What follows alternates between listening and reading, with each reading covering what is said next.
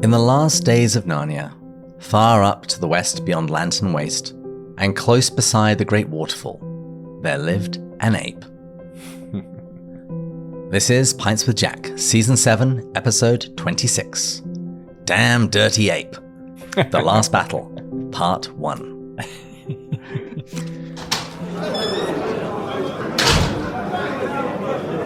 Dear Pints with Jack listeners, thank you for downloading this episode of Pints with Jack, the podcast where we discuss the work of C.S. Lewis.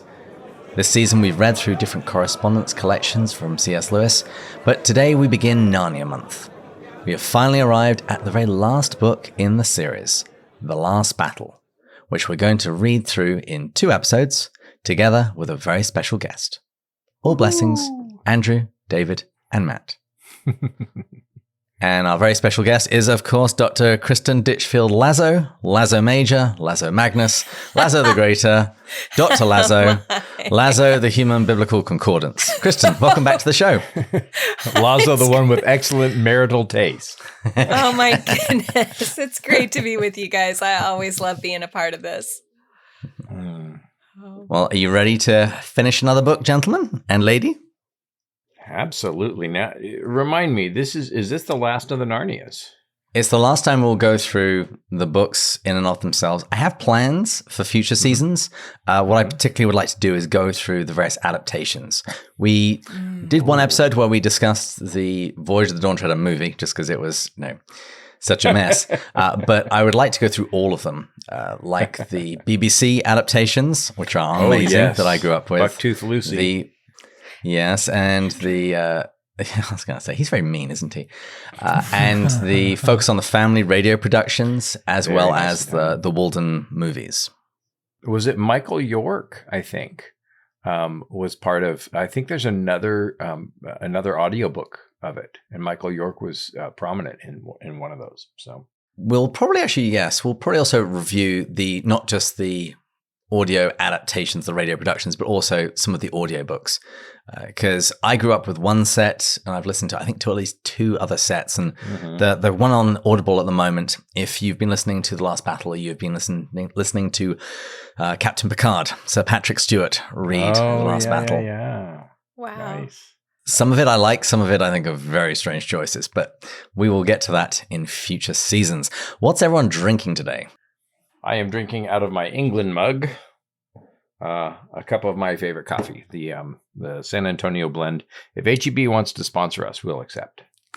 Andrew, this great tragedy happened. I shouldn't be telling you this. Oh, no.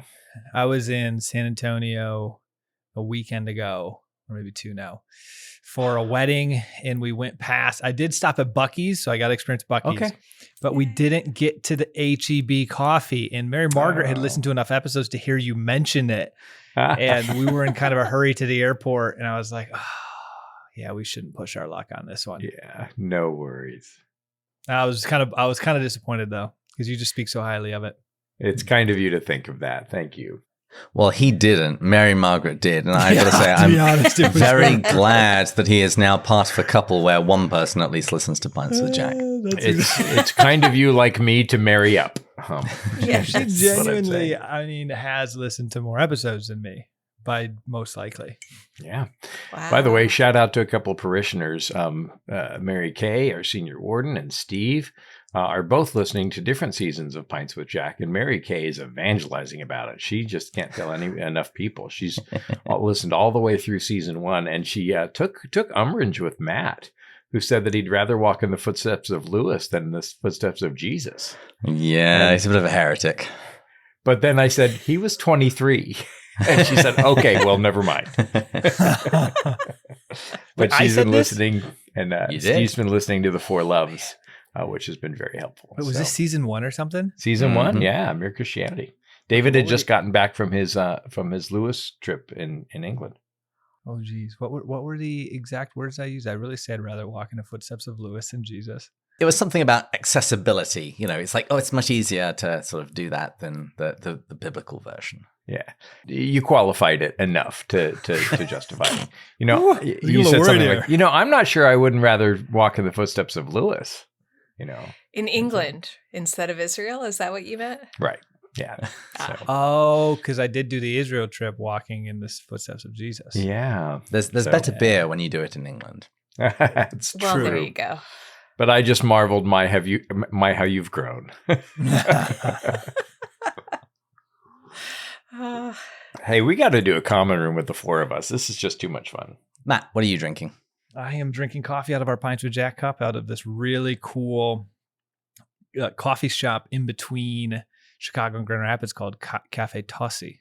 And they've got the most incredible flavored coffees that don't like taste icky sweet, but are delicious, like an almond, cinnamon, macaroon swirl. Oh, just absolutely delicious.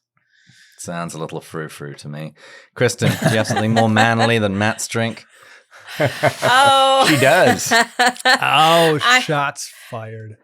I am drinking. Well, it's a gray overcast morning here in Florida, so I've got a supersized mug of coffee in my Wonder Woman coffee mug because I got a lot to do today. I got to be a Wonder Woman. But as a special treat, I've been teaching myself to drink it black for health reasons. But as a special treat, I've put in cream today. So, were you? Wait, Christin, were you the one that sent me the Henry Nouwen coffee mug? You and Andrew? Yes. I mean, I was pretty sure. Oh no! I mean, so did phenomenal. we? No, I sent you a link to it, but I don't think we bought it for you. Somebody else bought it for you. Is that what you mean? Someone bought it? I don't Did you pull the trigger, David? Of course I did. There, There it is. I remember just getting this. I just assumed, to be honest, it was Christin / Andrew. David's like, finally. Yeah. No, I sent you the link, but David pulled the trigger. Good for you, David. I love it. Yes. So I should be drinking out of that right now in honor of our conversation. But Wait, we can pause for a moment of surprise. David gets things done, and he has plans. you know, when David said earlier, when you asked if we're going to be doing more Narnia books, David was like, I have plans, and I literally felt like saying, "Oh, you have plans for future seasons?" Shocker! I have a suggestion about future Narnia. We could next time go through them in chronological order and pick just one scene a year, one incident in chronological order. Well, for my drink, I would like to say I was drinking a bowl of wine like a good centaur, but at the moment I think I'm going to settle for tea, and we'll see how this episode goes, but I've got a hazy IPA from Best Day Brewing ready to go if I start getting a little parched. Might save that for the next episode. We'll see. Well, let us toast Tim van de Walker. That's a very Dutch name. So this is very fitting that I'll be the one doing this toast. Tim, as we read and go through, am I doing a toast for our next episode too? Yes, you're doing all the toasts this season. Well, I was going to tailor this to the further up and further in, but I'm going to be doing that next one as well. So I got to rethink this. See if you can remember Tim, what happens in the first part of the book. I got it, Tim. Tim, don't worry. Never fear. My arms are getting tired. Andrew is waiting to do the little ting with his little bells. Well, we will raise a glass to Tim. As every single day, there are false idols trying to win our attention and take us away from Christ. May the truth be your guiding light, and may you always be in the hands of Aslan. Cheers. Cheers. And may there be no monkey business. That's better. Wow, you're a puzzle. See, I was gonna say, and may you never be either an ape or an ass. There we There go. you go. Well, I think that we should shift gears pretty soon, but I would like to acknowledge that Aslan doesn't have hands; he has paws. Shots fired. All right. Moving on. Let's talk about The Last Battle. And this was a book which was published in 1956, and it was awarded the Carnegie Award, which is the highest award in children's literature. I wouldn't have thought they'd have given awards to books quite this depressing, but there you go.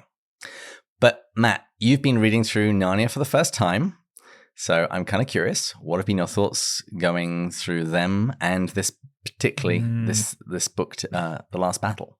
I would say I'm really struggling to say this was my favorite. I'm like tempted. Yeah. So I guess the short answer is I love the book. This the ending particularly, and then when you look at the beginning in the whole book leading up to the ending through the light of the ending, I'm struggling not to get too far ahead here and say too much. That's why I'll kind of leave it at that. The theological concepts and then even the relatability to the deception that happens prior to the end, and then what we see in the end and how we understand kind of the deception and our own choices in a day-to-day basis. And then also the grace that comes from a God knowing that we're sort of in this more confusing time, I guess if you want to call it that. I really liked all of that. I mean, I loved all of that, to be honest. And so I'm really looking forward to the conversation. I'm going to leave it at that because I don't want to literally give away the biggest points and stuff.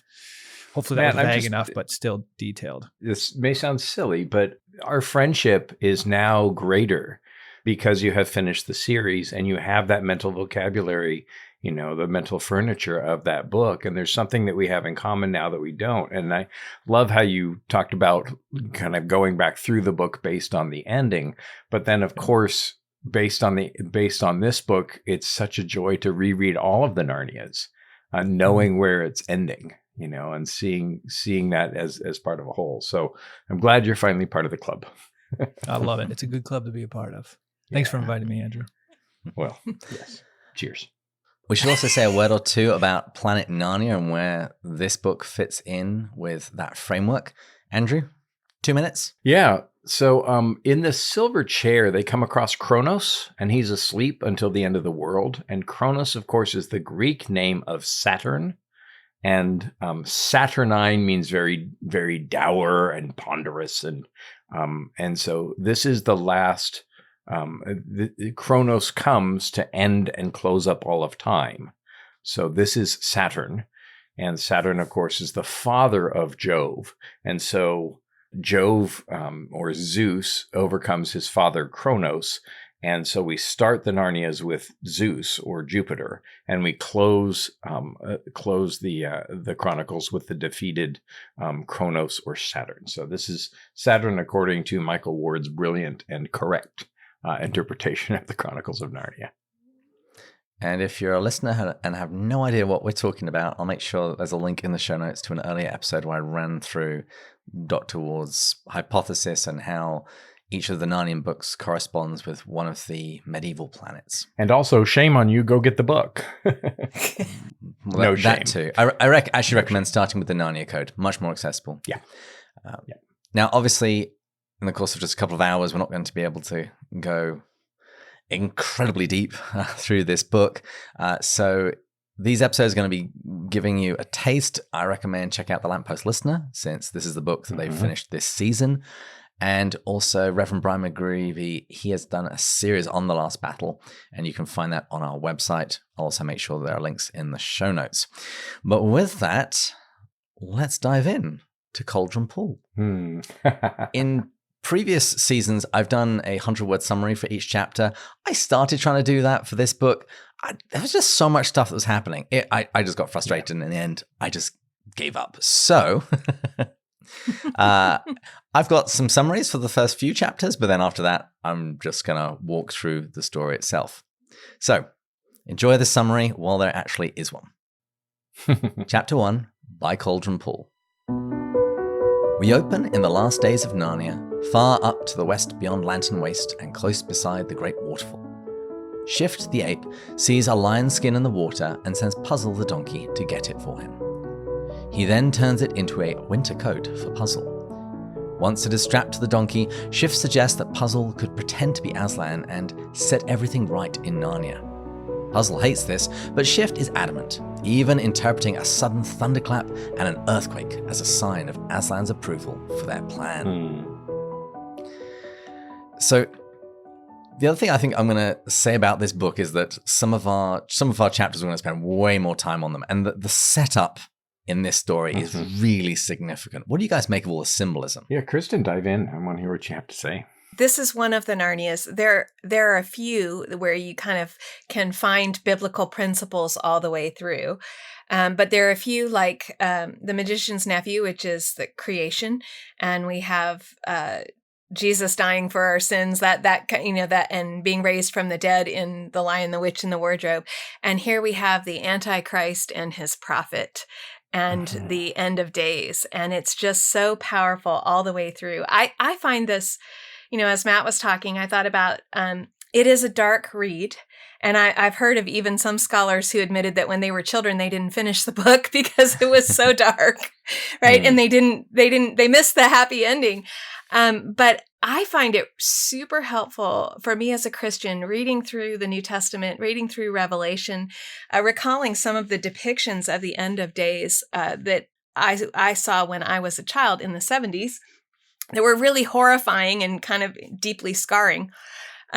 This is a really powerful way to understand how these things could happen, how someone can rise to power, how someone can deceive so many, and how people can fall for this kind of deception. So we have this false Aslan being created by someone who has an ulterior motive, an agenda.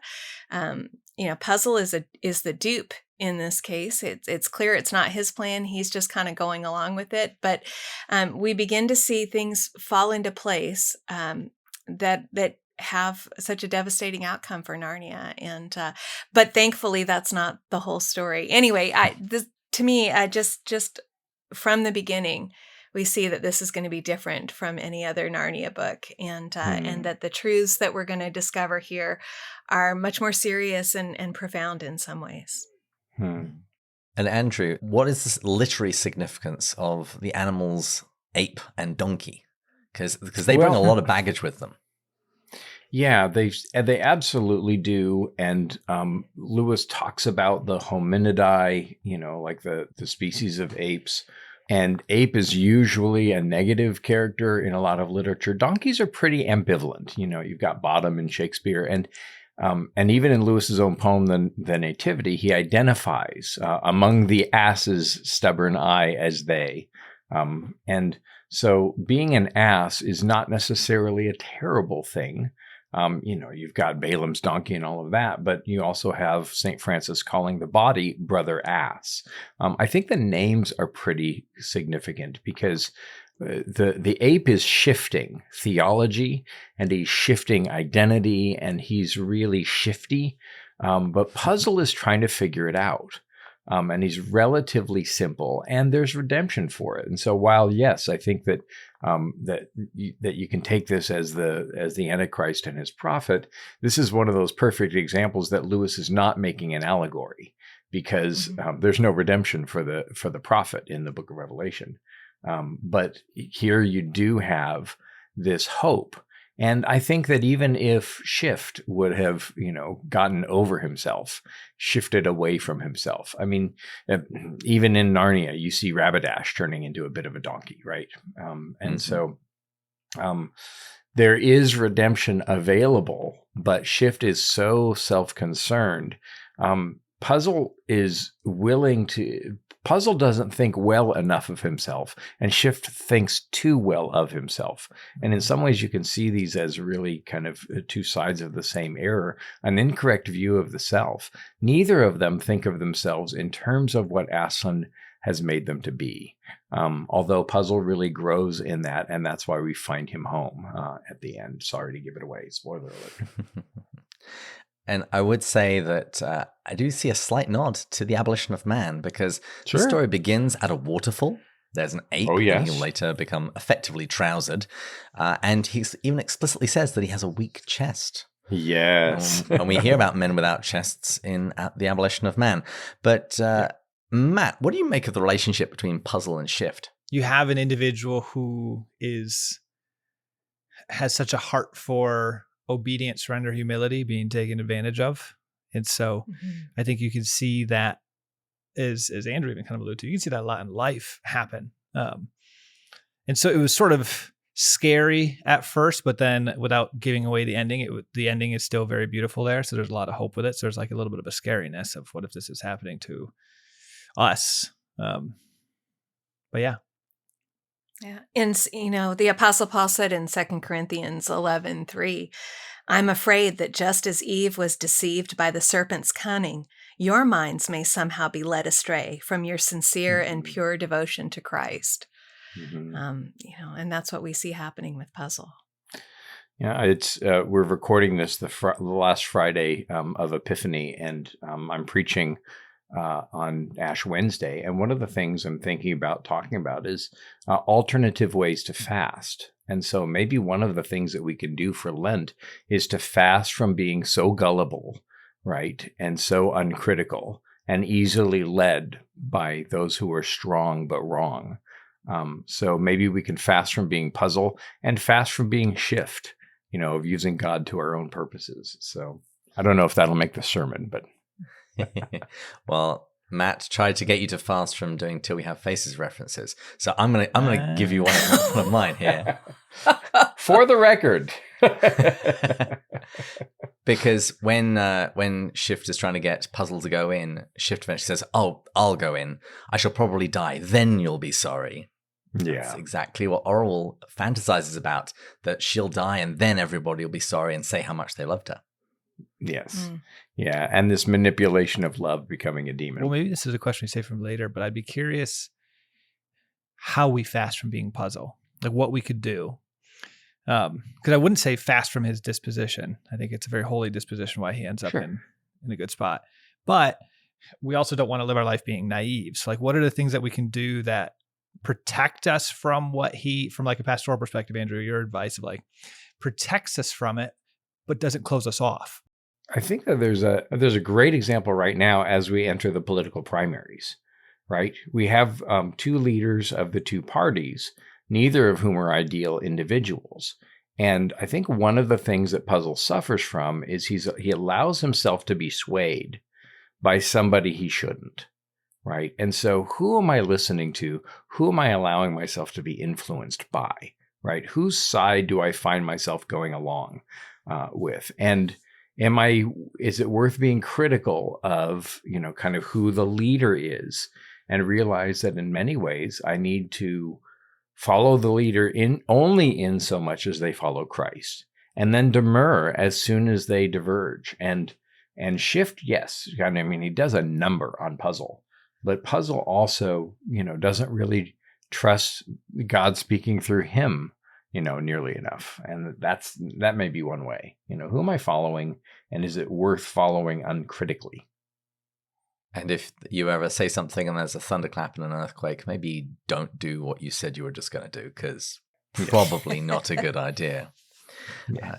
Well, the interesting thing related to that domination and control and who we listen to is the ape's rationale. The line he says is, "But think of the good we could do." And Boromir. Exactly. And in the Humanitarian Theory of Punishment, and one of Lewis's essays, he says, of all tyrannies, a tyranny sincerely exercised for the good of its victims may be the most oppressive. Mm-hmm. The ends justify the means. Exactly. Yeah, which is such a dangerous worldview. We had a date night and saw The Lord of the Rings performed with a live orchestra and choir in Orlando. It was magnificent. But, and we were talking about... how to romance, Andrew. I do. Yeah. And subs from Publix. It was a great night. But we were talking on Lesser Known Lewis about this. Sam, Gandalf has visions of, greatness, and certainly Galadriel has visions of greatness when offered the ring. Boromir says, it's a gift, and the whole audience started laughing when he said it. Also, one does not simply walk into Mordor. I lost it. But Sam doesn't really crave to be above his staple. And that is not only a gift, but a gif. Oh, yes. Wow, I need more coffee. Sam doesn't aspire to greatness. Sam is humble and knows himself, and he doesn't need to be the gardener of the world. He just wants to be the gardener in Hobbiton. And in the same way, Puzzle has this kind of sense of who he is. He's led astray. But I think that what you see in Sam is kind of the counterpart of Puzzle. He's simple, but he accepts his station, Sam does, and ends up being a ring bearer that helps to save the world. So I'm glad to see Puzzle get some hope in the end. And Puzzle actually communicates something quite powerful when he says that, oh, this lion skin, this was only a dumb lion, it wasn't a talking lion. But he said, aren't all lions sort of special? That there's something about Aslan being a lion that elevates all lions. And if we to translate that to Christian theology, because Christ became incarnate, there is something inherently valuable that we can clearly see about humankind because God became man. Absolutely. So I read somewhere, somebody said that when we run down our brother and sister, what we are doing is denigrating and demeaning the God himself. Because when we trash somebody else, they are made in the image of God, and we are trashing God. And, I'm not looking forward to the polemics of the political season, and the way that we allow ourselves to crush each other. Well, before we leave this chapter, there was one other thing I wanted to point out, and it's that in chapter 1, we are given the formula under which Puzzle could be mistaken for a lion. Lewis writes, no one who'd ever seen a real lion would have been taken in for a moment. But if someone had never seen a lion, looked at Puzzle in his lion skin, he might be mistaken for a lion if he didn't come too close, the light wasn't too good, and if Puzzle didn't bray. And we're going to see all of those conditions are fulfilled later. And I'd say even the note about Puzzle not letting out a bray is a literary allusion, because this opening scene is out of several Aesop's fables about a monkey becoming king, about a donkey and a lion skin, and in that case, the donkey gives himself away because he brays. He opens his mouth. It's a good proverb. If you want to, if you don't want people to think you're stupid, keep your mouth shut. Otherwise, you might confirm their suspicions. But, I think there's an answer there, David, to what Matt and Andrew were just talking about. If you don't want to be deceived, then you need to know what a real lion looks like. And you need to come close. And you need to walk in the light. And I think that's something that we can do in Lenten and in any other season, is we can purposely walk in the light. We can get to know the real lion and spend time in his presence so that the fakes are more obvious. Absolutely. And David, I'm starring my book. I'm angry at you. Here's another great theological point that I never thought about. And now I'm going to use it and not give you credit. As always. Well, I was also going to make some comments about Till We Have Faces and about how how Shift reinterprets the sign in the way that he would like it to be. So that's very self-deception of Orwell. But let's move on to chapter 2. As we do, though, if no one who has ever seen a real lion, and as I keep harping on, it has so much to do with seeing. And Orwell sees what she wants to see. And Shift makes people see what he wants them to see. But true vision is what Lewis is constantly trying to point us to. Well, I do have a summary for chapter 2, The Rashness of the King. 3 weeks later, not far from the eastern end of Lantern Waste, we meet King Tyrion, relaxing at a hunting lodge with his best friend, Jewel the Unicorn, and discussing the rumors that Aslan has returned. Runewit the Centaur arrives and says the stars declare that Aslan has not returned and that Narnia is in great peril. A dying dryad arrives lamenting that the trees are being cut down. So while Runewit fetches an army, Tyrion and Jewel head to Lantern Waste. There, they meet a water rat taking wood to the Calormins, and Tyrion and Jewel kill some Calamin, beating a talking horse. And as I was rereading this chapter, this actually could have very easily have been the opening chapter of the book. Sure. What do you guys make of the scene that we're given with the king and the unicorn and the events of this chapter? Well, I go right to scripture and look for those biblical parallels and principles. And there are a number in this chapter, but probably the most obvious is where we have someone who could be and is called in some sense to be a hero, a deliverer, a leader, acting rashly and committing murder motivated by a sense of injustice, of righteousness, but acting impulsively. And of course, Exodus chapter 2 tells us this happened in scripture, didn't it, with Moses? He comes across a Hebrew being beaten, a slave being beaten and mistreated. And in his righteous anger, he does something very unrighteous that then triggers a cascade of negative consequences for everyone involved. And that's what we see here with Tyrion. There's also a sense biblically where Tyrion is committing a similar sin to King David. I mean, he should have been out there fighting for Narnia. And instead, he's kind of lounging in the palace, which is what brings David inside of Bathsheba. In defense of my namesake, though, David was doing that in a season of war. Tyrion is at least doing this in a season of peace. Right, but there's certainly some rumblings, you know. Yes, things have been happening. Someone has got into the garden. Yes. Yeah. How can they choose but be true? Said the king, but they might not be true. And so, yeah, I think he's gotten a little bit lazy. Tyrion, not your namesake. of course. Matt, what did you make of this scene? I remember hearing this on a cassette when I was a kid, and when the dryad appears and dies because someone cut down her tree, I found that so moving. This is going to sound really sad, but I didn't underline anything in this chapter, so it didn't really hit me. Now, Matt, do you remember what we learned in Letters to Children? Not everything has to have a point. There we go. That's probably true. It's true. I'm gonna regret that Letters to Children letter. Yeah, I want to make sure of it. I can imagine some Christians not liking Runewit because he uses astrology. So, for anyone that's concerned about that, any thoughts? Yes. He in the fiction of the story, he talks about the stars, but we know that in the Psalms it talks about the stars praising God. We have the wise men in the New Testament following the star. But even better, here's what Amos 3 says. This was my note for this chapter on Runewit's comment about Aslan. If Aslan had come, the sky would have foretold it. Amos 3:7 says, "Surely the sovereign Lord does nothing without revealing his plan to his servants, the prophets." That if God acts, he reveals it to his prophets. And in Narnia, we know, of course, the stars are people, right? And they function as celestial beings in a sense, and they are ordered in a pattern. And so that's the connection that I made, that and we'll see this again in other chapters, where if Aslan had truly come, there would have been signs, and they would have been clear to the godly and the righteous, to God's prophets. Yeah, no, I think that's absolutely true. And also Lewis's favorite psalm is Psalm 19. And the opening line is, "The heavens declare the glory of God."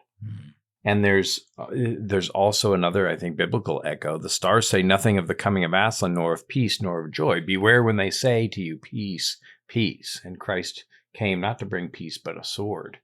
And so I think that there are all kinds of echoes. And for those who are a little uncomfortable with the pagan figures, such as centaurs or dryads, Lewis saw them, and Michael Ward points this out better than I could state it, but Lewis saw them as under the authority of Christ. And in Experiment and Criticism, he says, "Even the whole created world is not enough for me. I must see with other eyes. I would see the worlds that men and women invented." And so these inventions, these pagan stories that we have as part of our culture, Lewis kind of draws them all together by making them all subservient to Aslan. And so he is, in some ways, baptizing paganism and showing that the good things in paganism all point towards Christ, right? And so that's, I think, part of what he's doing here. And so these pagan figures, and especially in this chapter, are all serving the king and hoping for the kingdom of Aslan to come. In The Four Loves we read, Emerson has said, "When the half-gods go, the gods arrive." That is a very doubtful maxim. Better to say, when God arrives, and only then, the half-gods can remain. Left to themselves, they either vanish or become demons. Only in his name can they, with beauty and security, wield their little tridents. Yes. Yeah, they take their proper place when they are subservient to Aslan. As do we. One thing that I could have put this in most chapters, the relationship between Tyrion and Jewel is just beautiful. You see an intimacy in their friendship.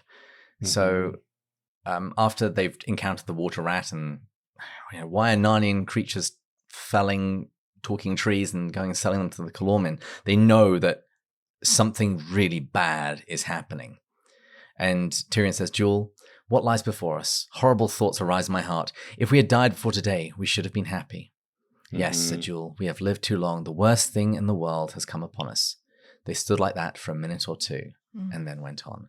There's lots of little moments of the two of them, either when they're saying things or in this case, when they're just standing together, trying to process what's going on and sharing their grief. It's really quite wonderful. It's Lewis making the case for friendship too. It's that love has kind of fallen into disrepair in our age, but here's Tyrion at 25, and we know that Lewis at 25, as well, was developing good and strong and lifelong friendships with Barfield and others. And so it's great to see. It's beautiful to see a friendship portrayed like this. And so they come across some Kalormen whipping a horse, and they then suddenly discover this is a talking horse, and in a fit of rage, they kill them, rather reminiscent of Moses when he sees an Egyptian beating an Israelite.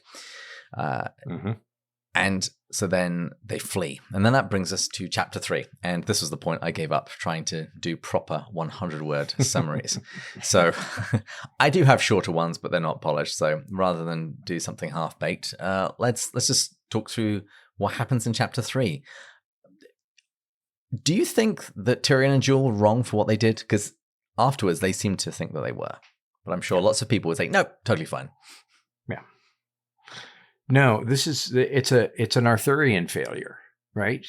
As nobles and royals, they live by a code. And to have killed somebody that was unarmed is a great dishonor. And I think Tyrion makes the honorable decision, to suffer the consequences of his rash behavior. Rash decisions by an Arthurian figure are very frequent in medieval literature. And so I think here Lewis is echoing some themes from that world. And yeah, they were wrong to administer that justice that way. It shows that even at the heart of the good kingdom and the ruler of the heart of the good kingdom is now his own moral and ethical code is beginning to fray and unravel. And that should be happening because we are only a few days, a few weeks away from the ending of Narnia. There's a thing in Harry Potter in the 5th book where Voldemort is incarnated again. And part of the effect that you see is that Harry stops talking to his friends and stops talking to Dumbledore. And just the presence of the encroaching evil begins to fray and make people go mad in a way that's very, I think, similar to the affection, the love of men will grow cold in the last days. And so you're seeing the effect of the last days, and people are relying on maxims rather than direct experience, so they're falling back on the things that they have repeated rather than a direct experience of Aslan. So yeah, I think it's a failure in a couple of different ways. One of the things I underlined right around that spot was when Tyrion mentions he's not a tame lion. How should we know what he would do? Mm-hmm. What was interesting is they're much from that last chapter, you get the sense that they're much closer to understanding who Aslan is and reading the tea leaves and being like, something seems off based on our understanding of Aslan. But like right here, there is that question if he's not a tame lion. And notice how there's a temptation to forget that second part, but he is good. And that's the litmus test ultimately. He's not tame, but he's good. And you can't just take the first one without the other one. And that was an issue that I saw a lot with Shift, with the ape, with the deception, was it would play on half-truths. And that's what kind of made them partially believable because they were half-truths. He is untamed. And so sure, he can do really a whole nicely bunch observed, Matt. Yeah. Stuff. Yeah. Yeah, great point. Thank you, Andrew. For us, I mean, think about this bumper sticker theology. I mean, these little punchy sayings sometimes can be really helpful to us if they're short for a greater spiritual truth, but out of context and without all the other things that we need to keep in mind. They can be misused and they can come to mean something that they never did before. And it's so important for us to stay in the Word, to know the scripture, to know the truth, and not just know the truth, but to know Jesus personally, to have that experience of him, because we have that privilege, that opportunity, and we don't want to be deceived. It's also a little scary just how quickly things unravel. And yet in our world, even just since the pandemic, we've seen how radically a culture can change, how radically the world can change, and very quickly. And one person who has changed quite considerably is Shift. Since we last saw him, he is in a very different position. The text says he was wearing a scarlet jacket, which did not fit him very well, having been made for a dwarf. He had jewel slippers on his hind paws, which would not stand properly because, as you know, the hind paws of an ape are really like hands. He wore what seemed to be a paper crown on his head. There was a great pile of nuts beside him, and he kept cracking nuts with his jaws and spitting out the shells. Oh, talk about paper crowns. Well, they're mentioned in the Four Loves, and Lewis does defend paper crowns. He says that they have their purposes. But here, Shift is a comical character. He looks ridiculous. Yeah. And if you wanted to appear kingly, wearing a paper crown is probably not the way to do it.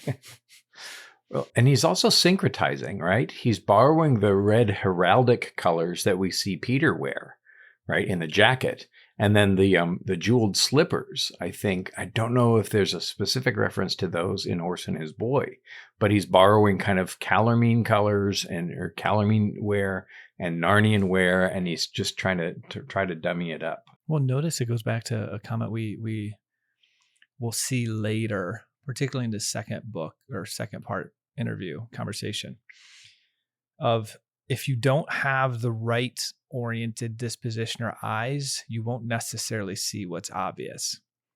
And so you could kind of have that here as well. I mean, to us, it's like, oh, it's a paper crown. This is just the most crazy thing ever. How could they fall for this?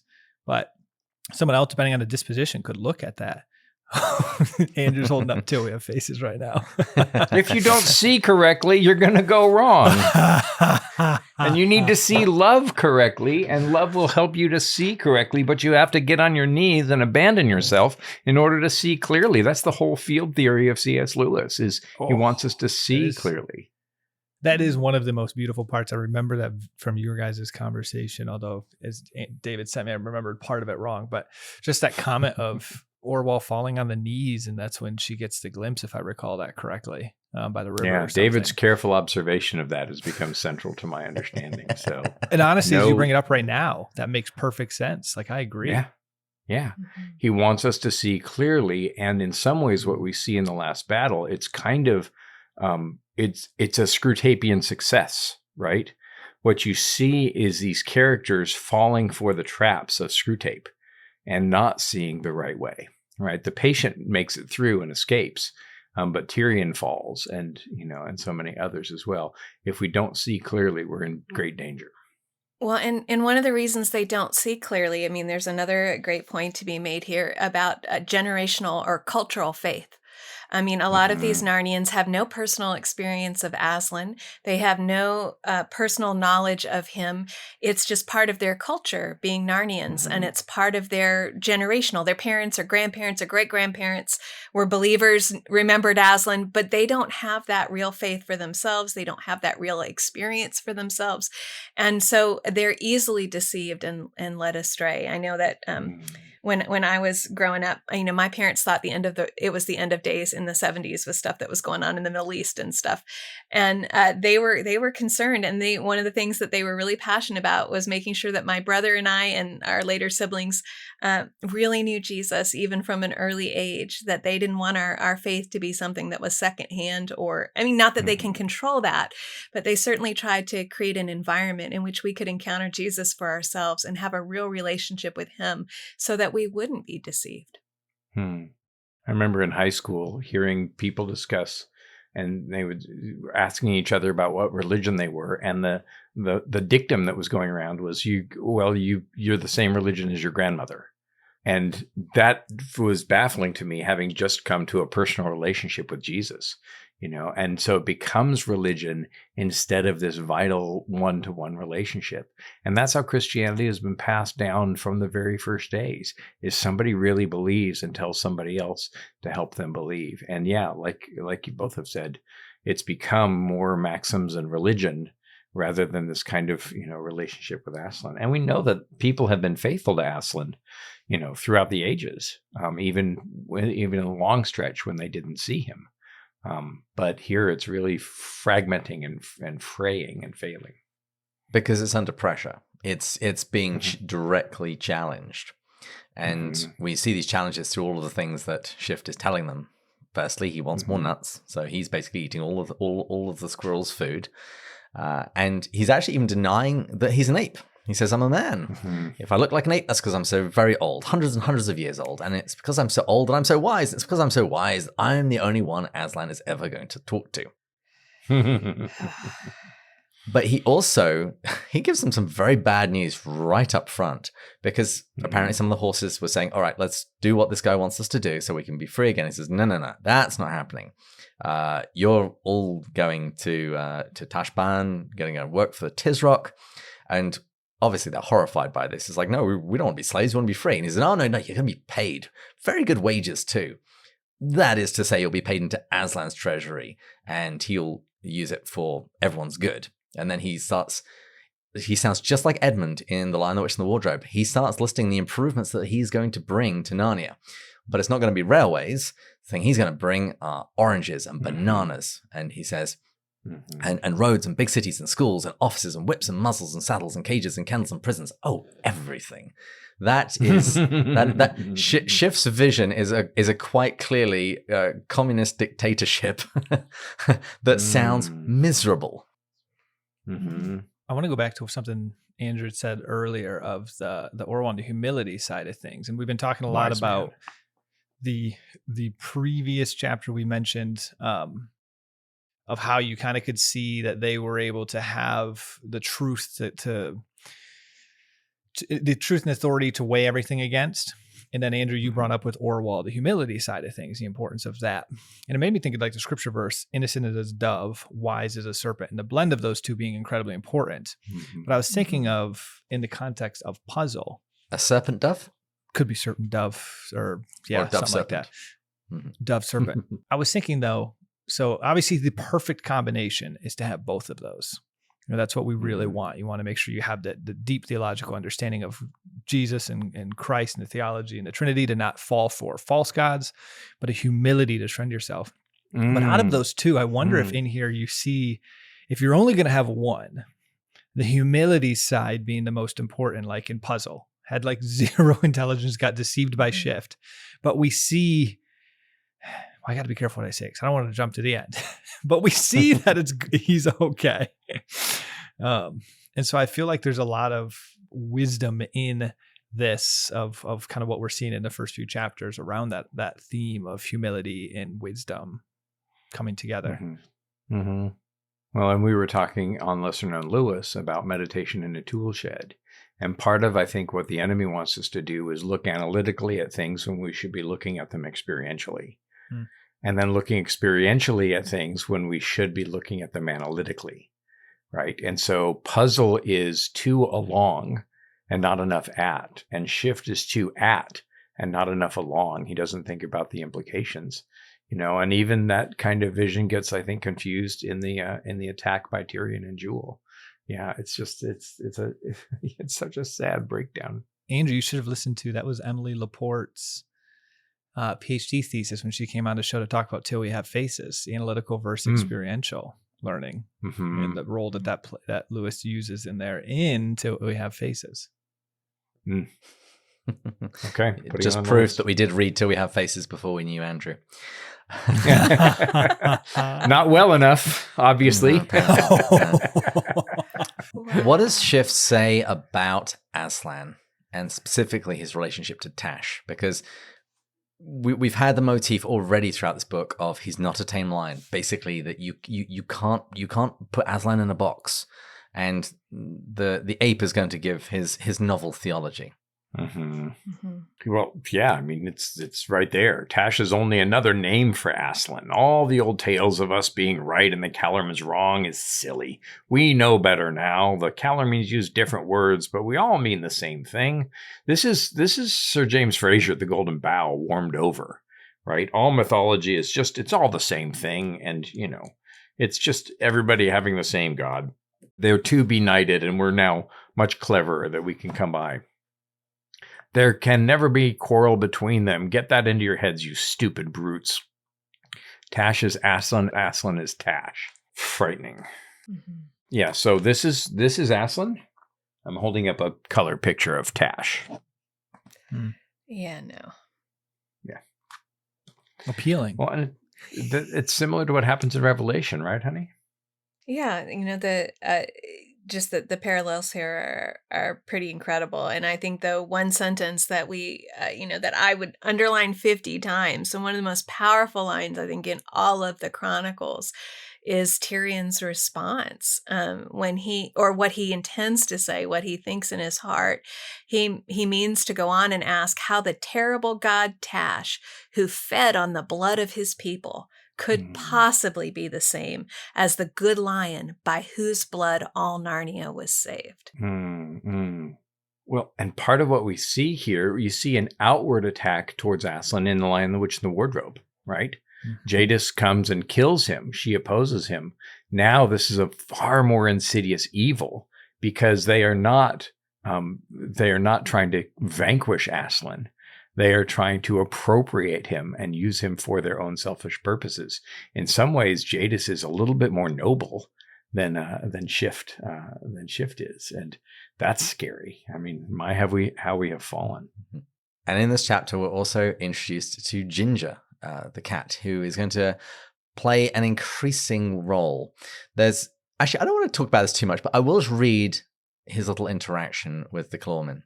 Assuredly, said the Calorman, the enlightened man, is in the right. Aslan means nothing less nor more than Tash. And then, especially Aslan means no more than Tash, suggested the cat. And I remember being confused by that as a child. I knew something was going on that I was missing, but we'll have that unpacked for us in a later chapter. As Christin said, Tyrion basically calls the ape a liar, and he has this wonderful speech, some of which he actually gets to say. But we then come into chapter 4, what happened that night. And Tyrion has been tied to a tree, and then some animals come and minister to him. I think it's really significant the kind of animals that come to his aid. Who is it that turns up? Yet again, it's the small and insignificant, not only because I think they can get away with it, but that is just the repeated pattern in both biblical history and also in Narnia. It was the mice that freed Aslan from the stone table. And it's a little toy mouse that Andrew is playing with right at the moment and moving him across his webcam. Yeah, and that also brings up Aesop, right? The little mice that come in, and yeah, it's the humblest that God is willing to use, and the ones that don't change. You think about Truffle Hunter, and he says, "We're badgers, we don't change," right? And the mice are going to be there, and it's this copy, right? They won't free Tyrion like the mice freed the mice freed Aslan, but they will sustain him and feed him. And then you have one of those marvelous truisms that if you drink a little bit a little at a time, it's far more quenching to your thirst. So this is Lewis having drunk many things through the course of his life. And this entire chapter, this entire scene, it's exceptionally moving.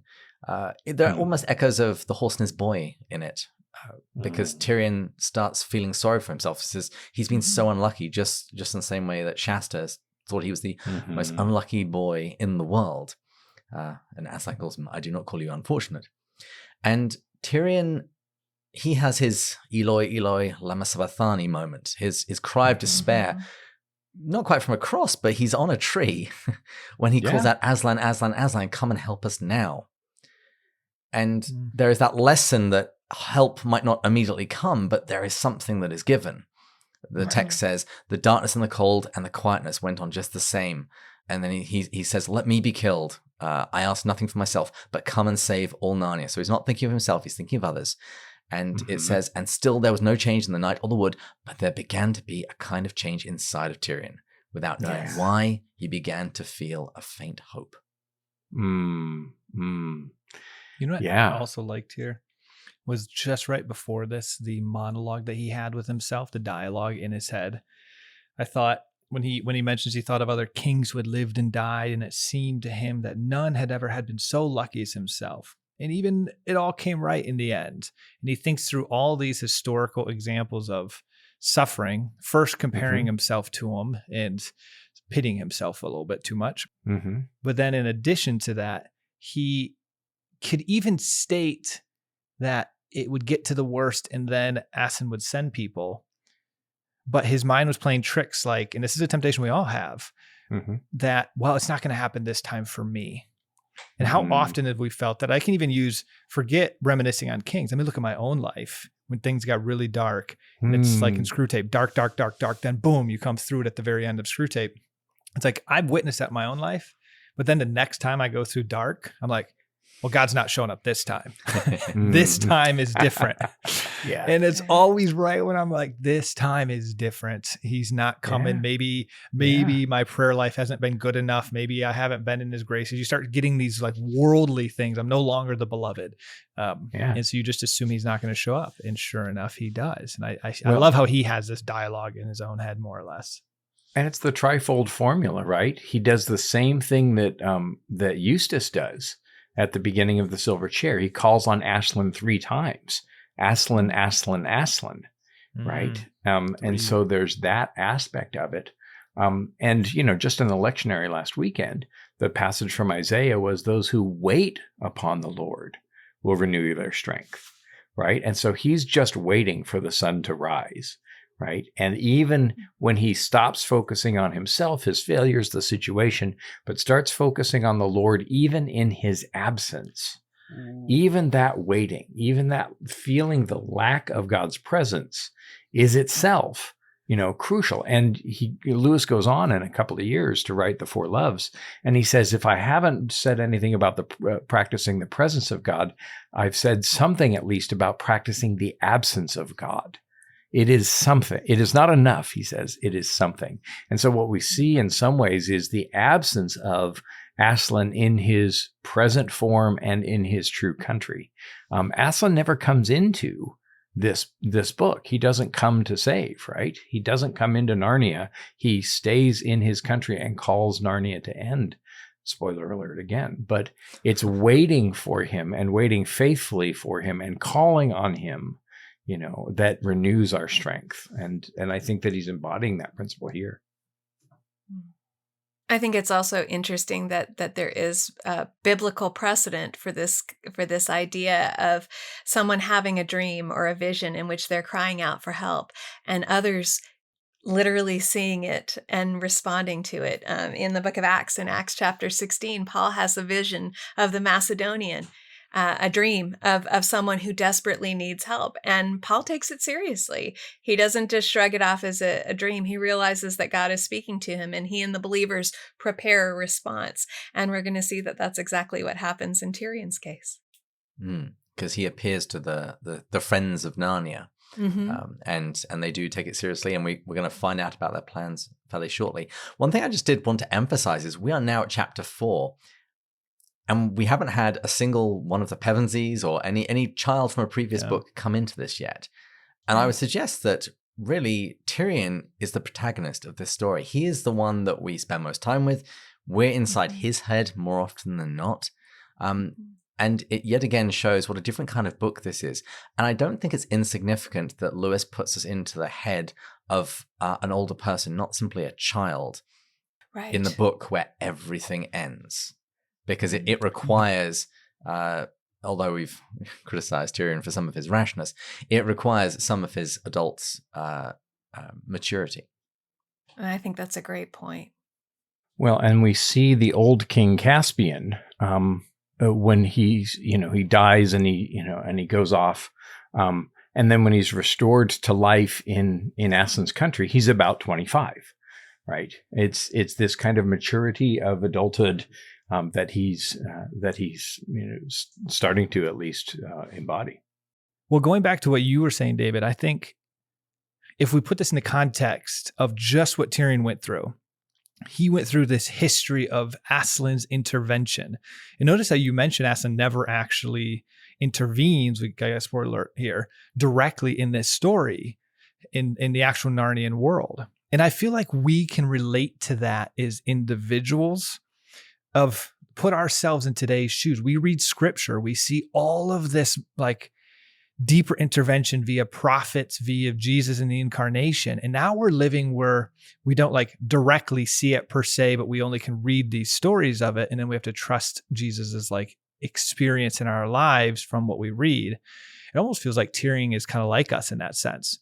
And if we put it into the context of what I was mentioning earlier, why I love this book, the book almost shows the decisions that we have every single day in the world. There's temptations of false gods. There's temptations of just wanting to believe in no God, like the dwarves. There's temptations, all these different ways. And there's this confusion, and how we respond in this state of confusion makes a huge difference in what happens, obviously, in the end. Mm-hmm. And so, yeah, I think Tyrion is, but I think a lot of these we're meant to be able to relate to in our own journey.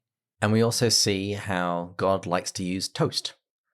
In Mere Christianity, Lewis says, some of you may feel that this is very unlike your own experience. You may say, I've never had the sense of being helped by an invisible Christ, but I've often been helped by other human beings. That is rather like the woman in the First War who said that if there were a bread shortage, it would not bother her house because they always ate toast. If there is no bread, then there will be no toast. If there were no help from Christ, there'll be no help from other human beings. Yeah. Speaking of help, we've got some help coming soon, don't we? We do. Chapter 5, How Help Came to the King. By the way, here's some practical reading advice that I would press upon my students before you read the book. If you really needed to, capture what was going on, not a bad idea just to read the chapter titles and guess what may happen from chapter to chapter. So very helpful. And in this chapter, we have a very clear indication of how much time has passed since the silver chair. Mm-hmm. Nay, said Tyrion, I am seventh in descent from him. That was the prince that Jill and Eustace rescued. He has been dead for over 200 years. This must so suck when you come back to Narnia. It's like, hey, everyone you know is dead. Yeah.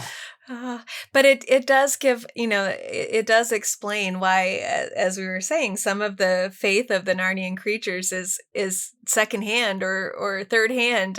Why it is harder for them sometimes to recognize the truth or to distinguish between what's real and what's false, because it's been a while and we find ourselves in that position. It's been hundreds of years, thousands of years since Jesus walked the earth, and 2,000 years. And it is, the farther removed we get, sometimes the more it seems like a dream or a vision or a fairy tale, and how much harder it is sometimes for us to believe. Yeah, that's what Lewis alludes to that in the chapter, one of the first chapter on faith, chapter 10 in Mere Christianity, 10, 11. And he says the habit of faith must be trained. We have to be constantly reminded of what we believe. And that's part of why, at least in the liturgical church, and, most churches, I'm not touting, but that's part of why we constantly, centralize the gospel.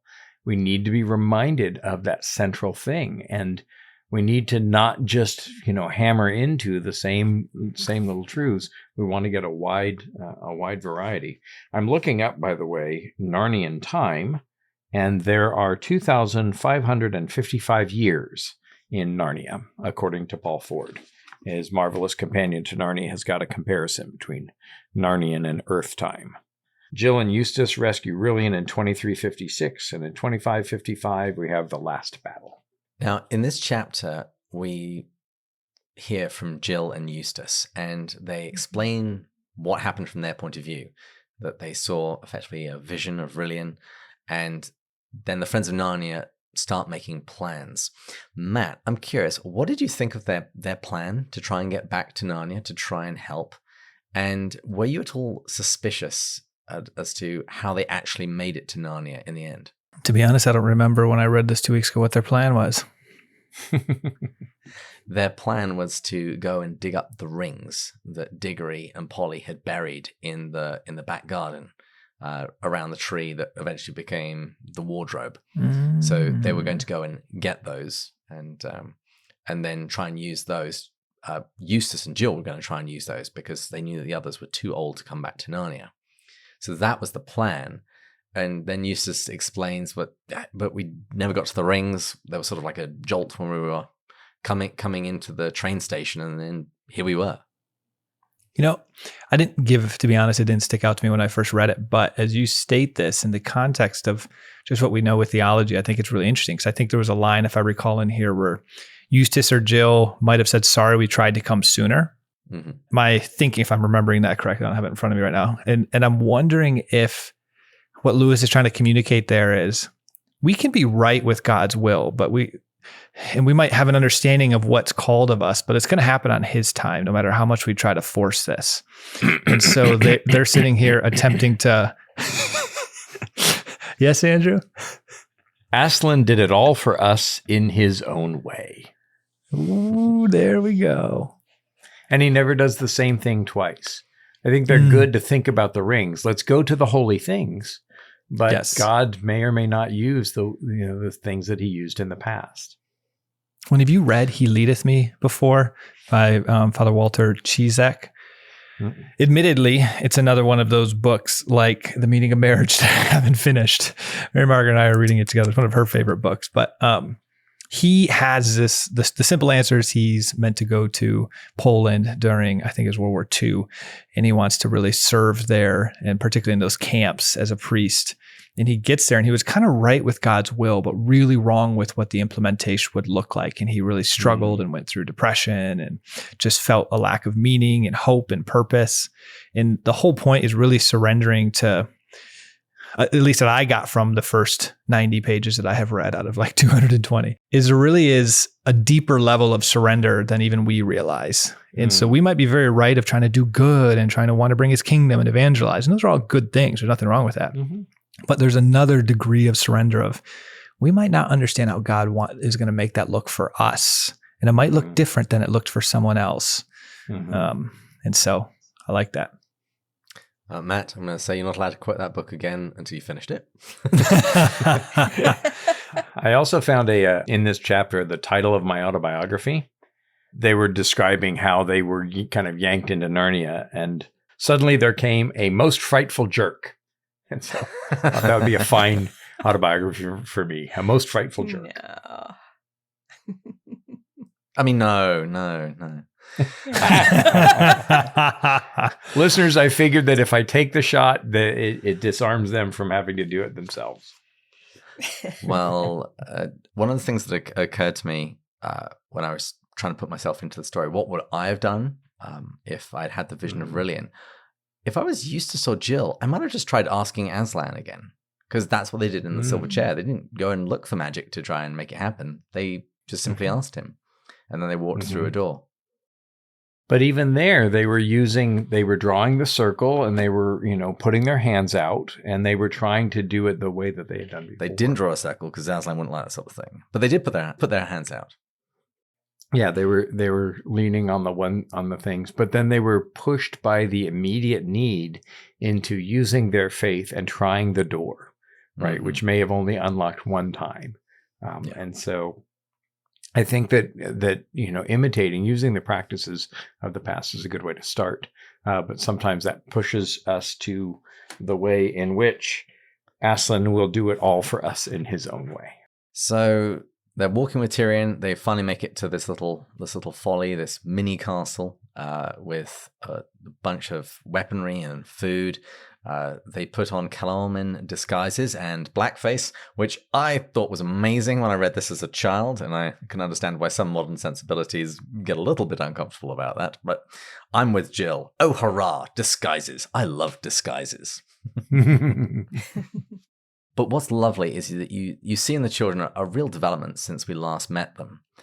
When they're being asked about their martial prowess, Jill is asked about her archery. She says, "Oh, nothing worth talking of," said Jill, blushing. "Scrub's not bad."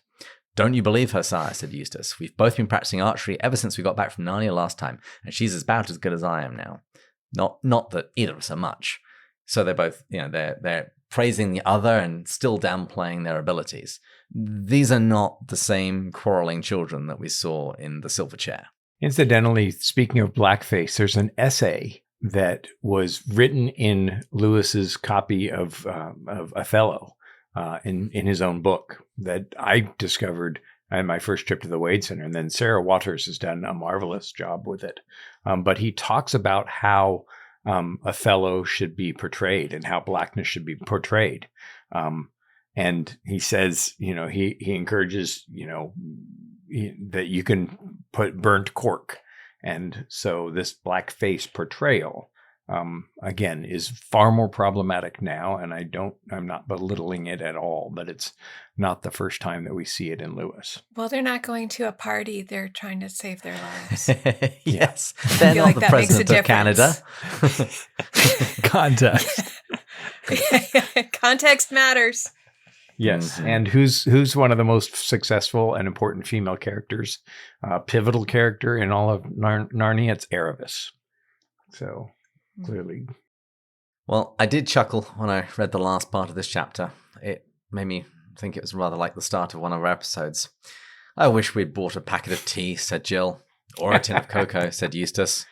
"A firkin or so of good wine in each of these towers would not have been amiss," said Tyrion.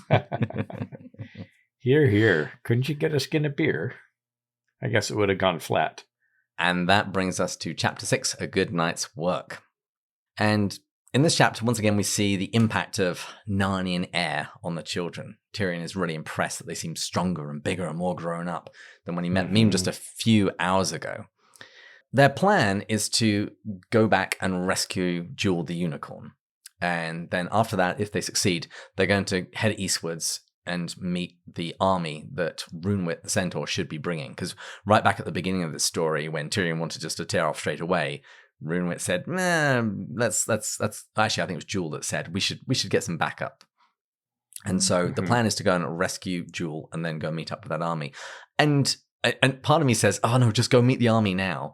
But thinking about it from Tyrion's point of view, his best friend has been with the Calormen for a while now, and who knows what's happening to him. He could have been killed, and we know that they were trying to deport all kinds of Narnians to go and work for the Calormens.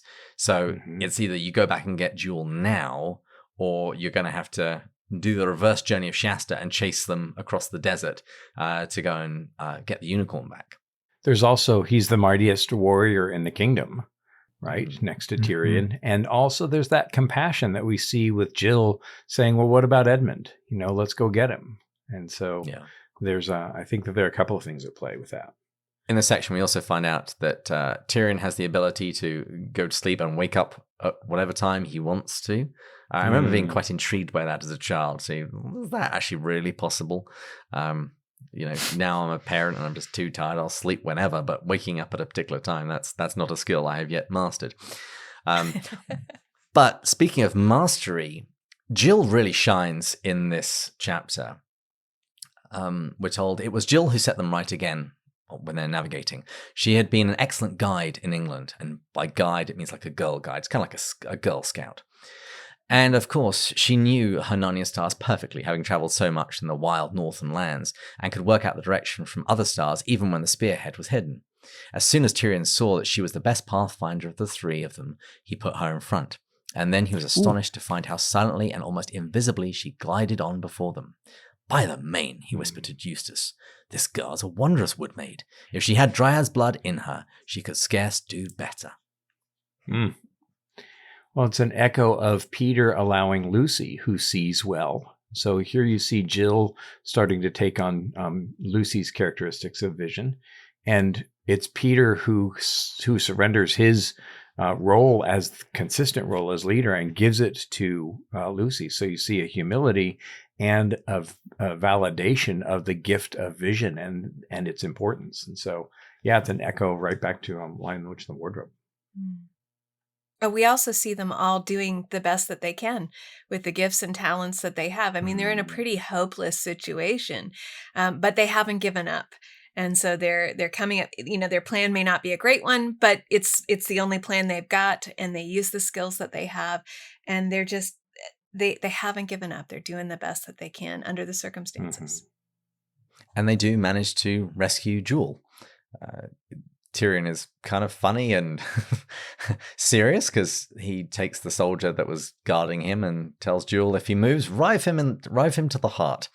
And then he sort of ties up the soldier, stuffs grass in his mouth, and then he says this: "I have done thee some discourtesy, soldier," said Tyrion, "but such was my need. If we meet again, I may happen to do thee a better turn."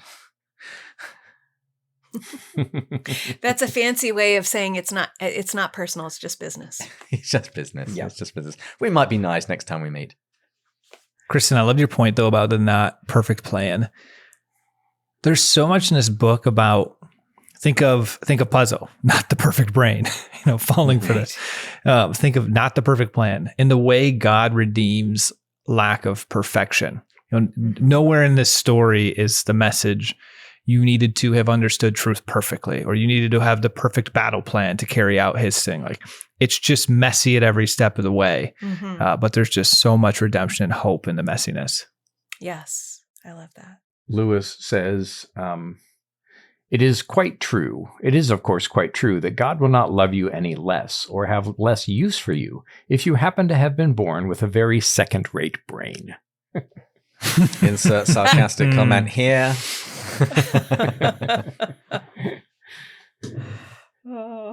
But someone who was born with a first-rate brain and initiative was Jill. Well done. Because while all this stuff with the unicorns going on, she takes off and has some initiative, and she goes and has a little look inside the stable and brings back Puzzle. And she's immediately very sweet with him, always calling him Puzzle Dear. And Tyrion's first response, he's quite a bloodthirsty king. It's like his first response is like, I'm gonna kill it. I'm gonna kill it. But Jill gets between the donkey and his sword. And so in the end, Tyrion has no choice but to let Puzzle live. And that brings us to chapter 7, mainly about dwarves. And this, you sort of had a moment of hope at the end of the last chapter. It's like, oh, they've found the fake Aslan. This is it. Tide's going to turn. Brilliant. No, it gets even worse. Because what they do is they take Puzzle with his lion skin, show him to a bunch of dwarves that were being taken back to Calormen as slaves, and they just decide to give up believing in basically everything. And there's, needless to say, an instant, all of the Calormen are killed. Again, it's like, this is a very grown-up book. There's a lot of death in this book. Eustace kills a man. This child kills somebody. That can be kind of traumatic. But so does Tyrion, and the dwarves kill another. But the real impact of this chapter is a disillusionment in everything. It's basically a nihilism. Well, said the Black Dwarf, whose name was Griffle, I don't know how all you chaps feel, but I feel I've heard about as much about Aslan as I want to for the rest of my life. That's right, growled the other dwarfs. It's all a trick, all a blooming trick. We've been fooled once, we're not going to be fooled again. We're on our own now. No more Aslan, no more kings, no more silly stories about other worlds. The dwarves are for the dwarves. And there's echoes of various characters from Till We Have Faces, particularly the cynic, just refusing to be taken in. And there's going to be an amazing line that we're going to talk about next episode when we encounter these dwarfs again. But they have been burned, and they're not going to take the risk again. And of course, the spiritual application of this we see every day of people who have been burned by religion. And rather than, if they've been betrayed by a clergy member, a close family who did something, said something in the name of the faith, and it was terrible, rather than just correcting their understanding of who God is and what he calls us to be, they just end up rejecting everything. They don't want to be taken in again. Well, and one of the ideas I've been playing around with is a sense, the troubling sense. I don't think us is necessarily a bad idea, but if us also predicates a them, then it becomes a bad idea, right? If we are all, it's okay to be part of one's own group, but not to ostracize someone else, because we are all us. God, Christ coming down in the incarnation makes us all part of his family just by the very nature of us being human. And so it's not the dwarves being for the dwarves that's the problem.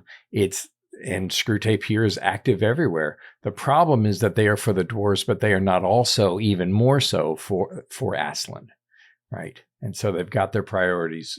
They've got their priorities wrong. It's close, but not close enough. Mm-hmm. This would, David used the word nihilism. This was, to me, the most depressing part of the book, to be honest.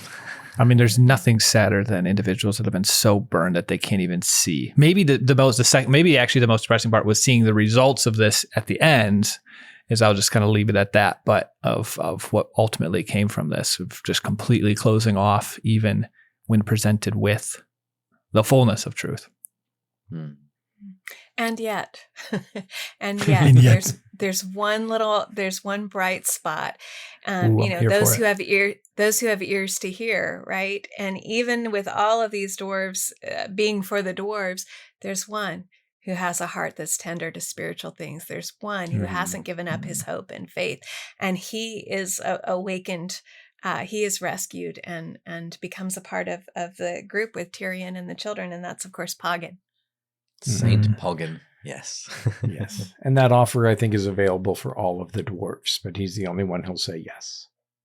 At this point, because we're going to have a twist right at the end regarding some of the other dwarves. Yes. But they go with Poggin back to their little castle, and they have breakfast/dinner, and Tyrion criticizes Eustace for not cleaning his sword. If he had paid attention to Peter's story of the Lion, the Witch, and the Wardrobe, he should know that you must always wipe your sword after you've used it.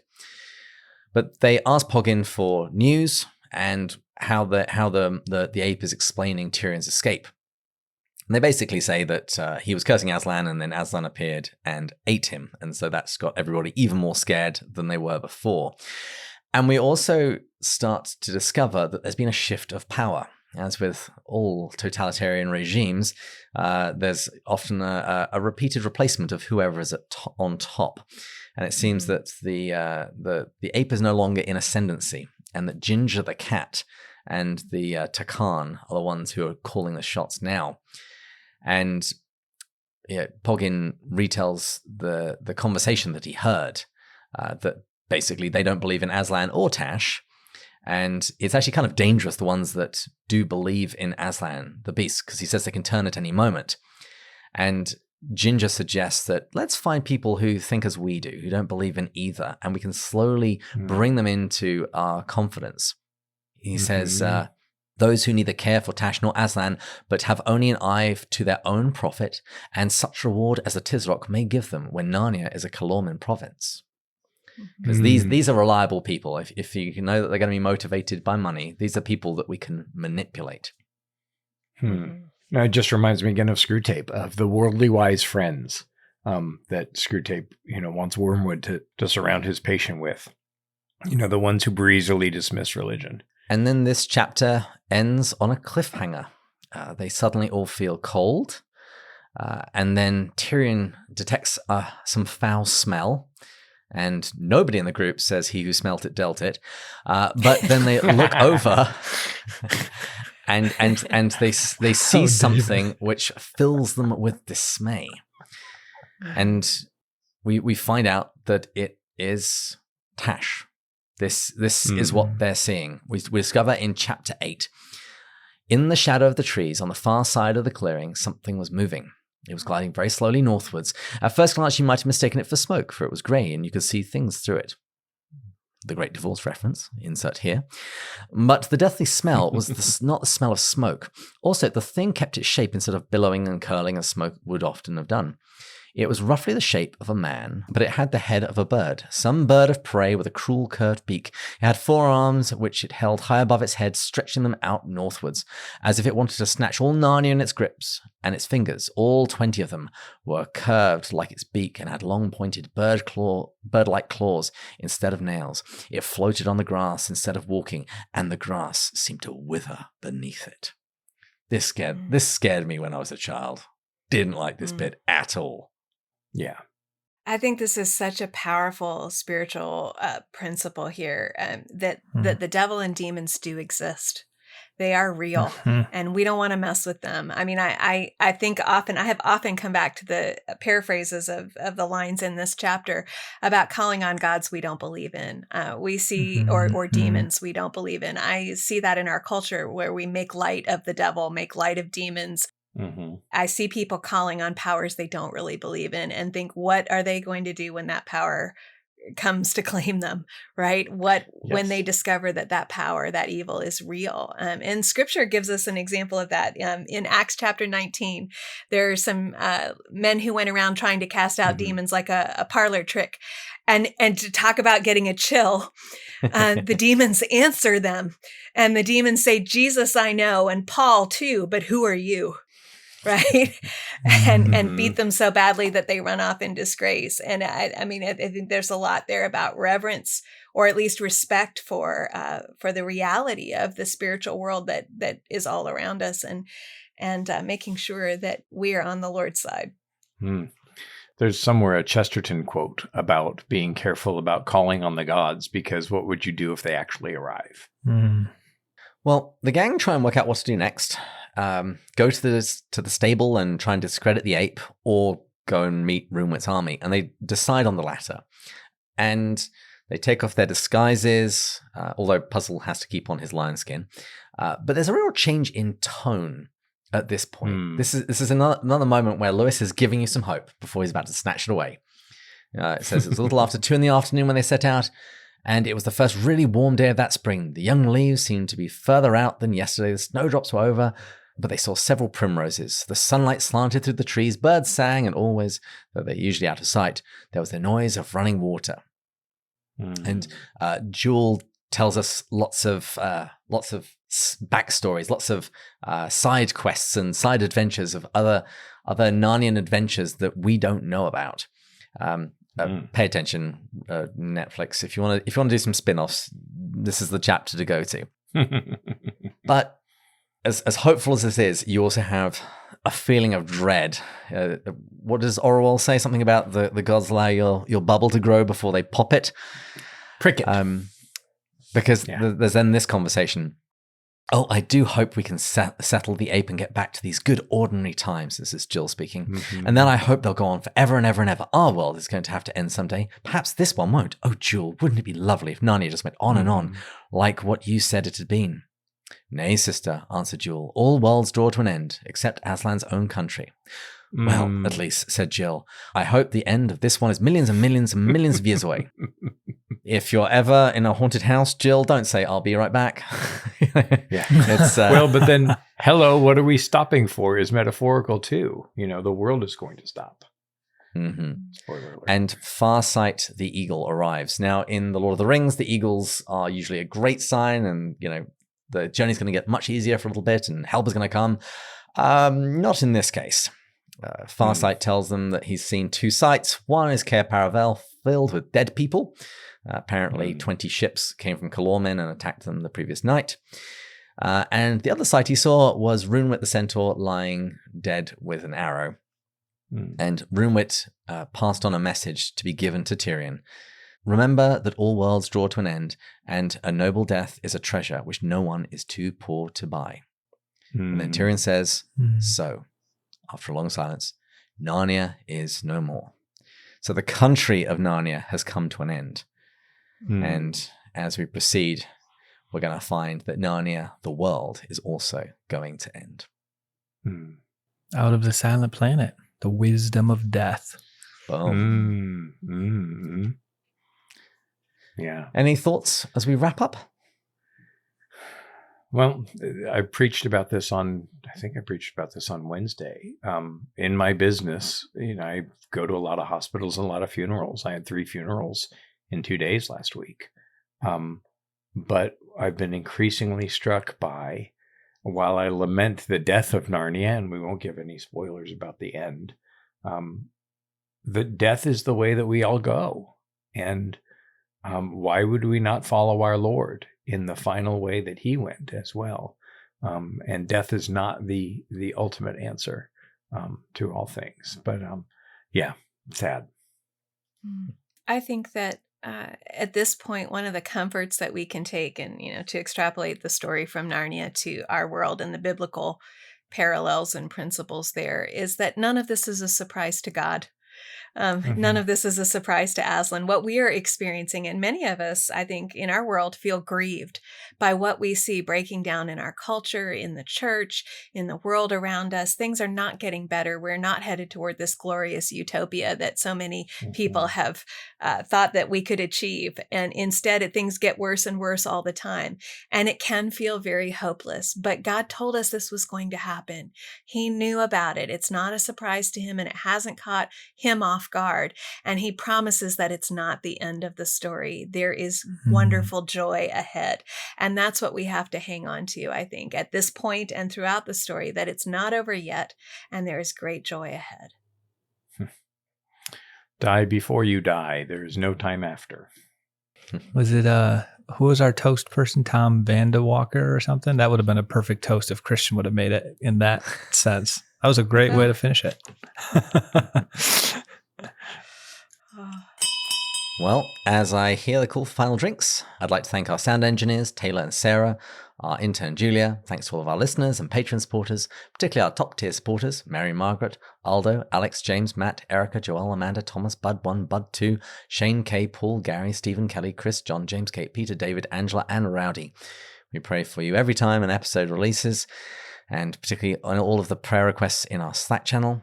And if you've enjoyed this episode and for some reason haven't actually read The Last Battle and still decided to listen, pick up a copy and join us next time, when we'll continue going further up and further in. Cheers. Cheers. Cheers. Cheers.